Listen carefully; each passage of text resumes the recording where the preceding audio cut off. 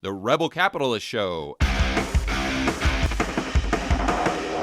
was with Chris Martinson. I hung out with him a lot this weekend, and he's someone Brilliant, that man. really promotes the same type of ideas that you promote as far as self-sufficiency.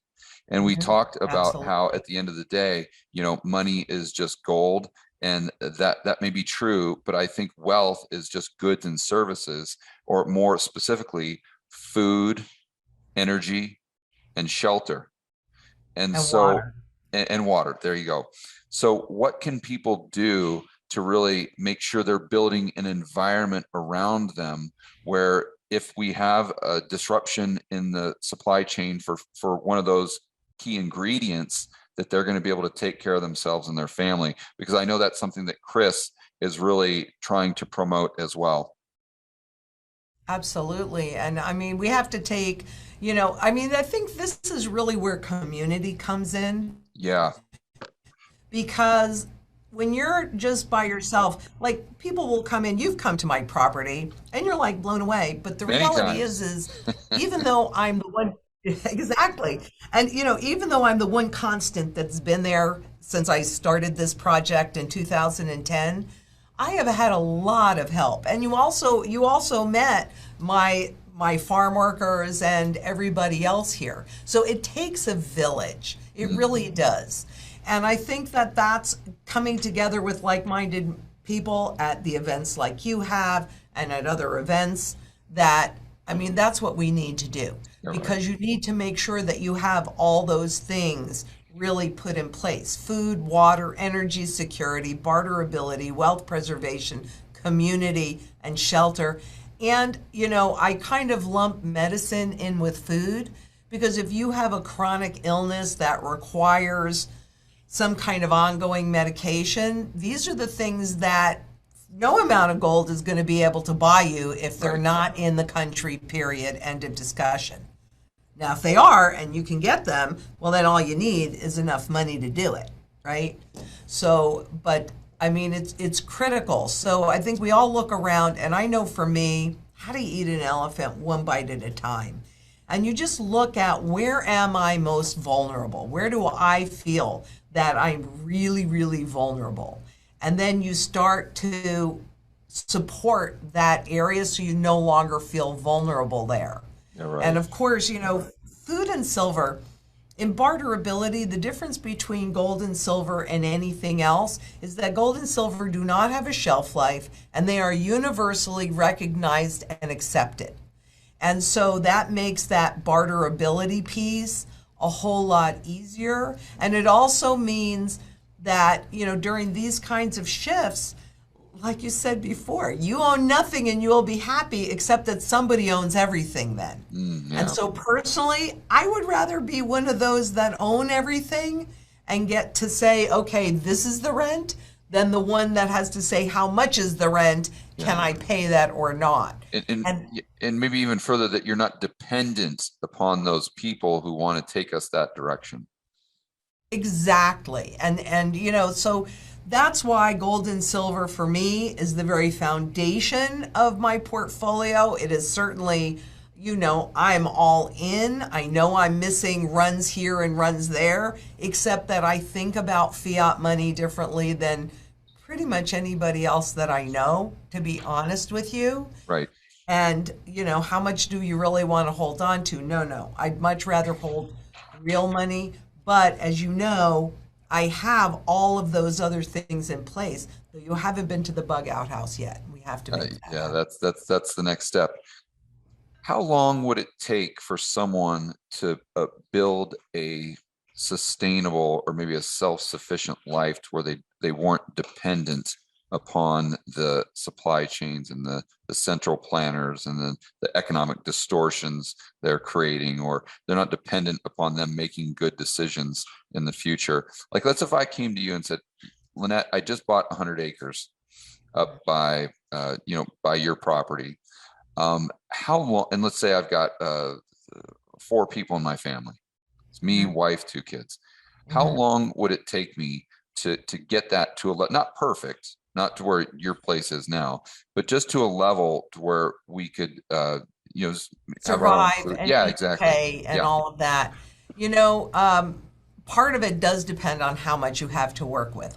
You know, that's First, that because your you have to buy. financial resources. Okay. Exactly. So financial resources are really critical.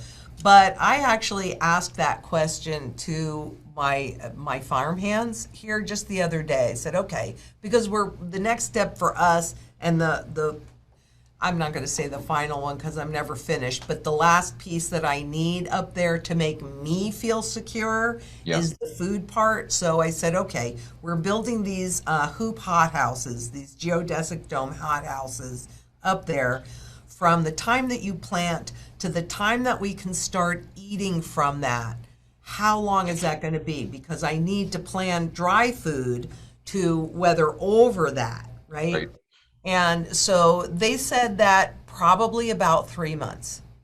Mm, It would take about okay. 3 months. You can do a little bit of harvesting before that, but about 3 months. So that's how much dry food. Now, the other thing that I'm going Now to your say about chickens too, but that, your chickens, that would be almost immediate, isn't it?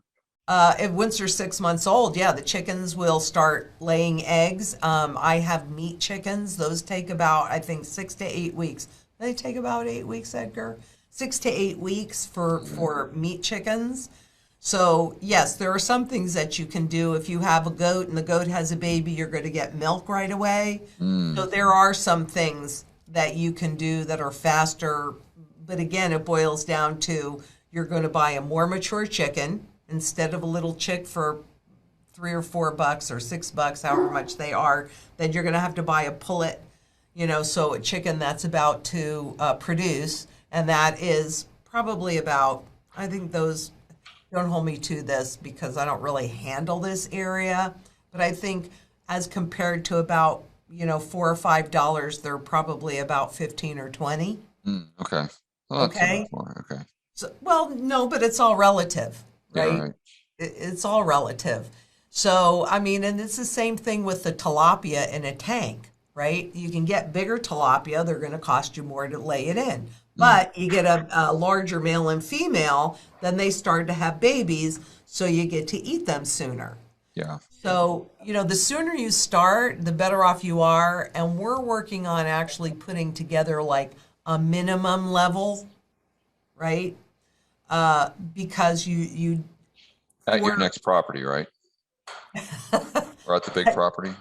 it's the bug out property. Yeah, that you're talking about creating a minimal level right now at the bug out Oh, property. so That's kind of the process that you're in. no, the bug out property fortunately is like done. I mean, that's at the max, but I mean for most people, Okay, got because it. not everybody's got different level of resources, Right. and so we just feel like we need to come out and say, okay, this is the amount of water, and you can generate it this way, and it'll cost you $1,500, and this is the level of this, and it'll take this long, and it'll cost about at this today's prices this much, etc.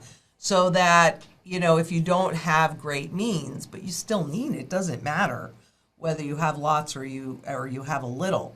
There's always a way to create that food. Like not everybody is going to plant out their yard or even have a yard to plant in, but maybe they have the size of a shelf that they could work with.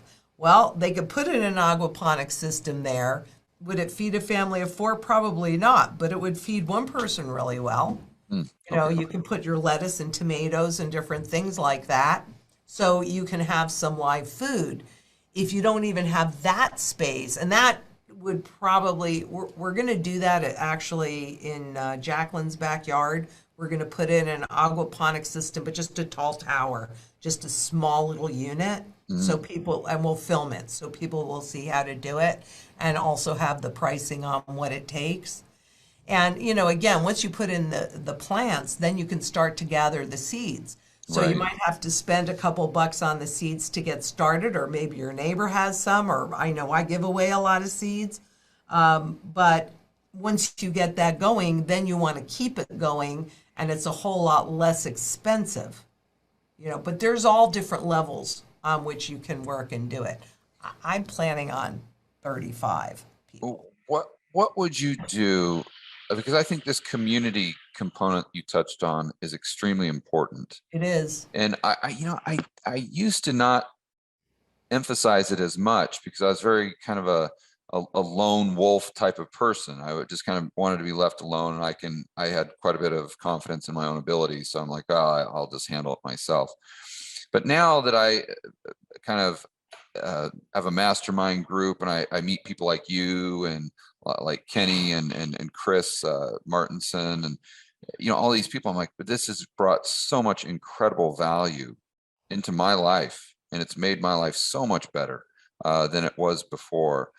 But I'm thinking that a lot of people in my community, and probably your community as well, they feel like they're all alone.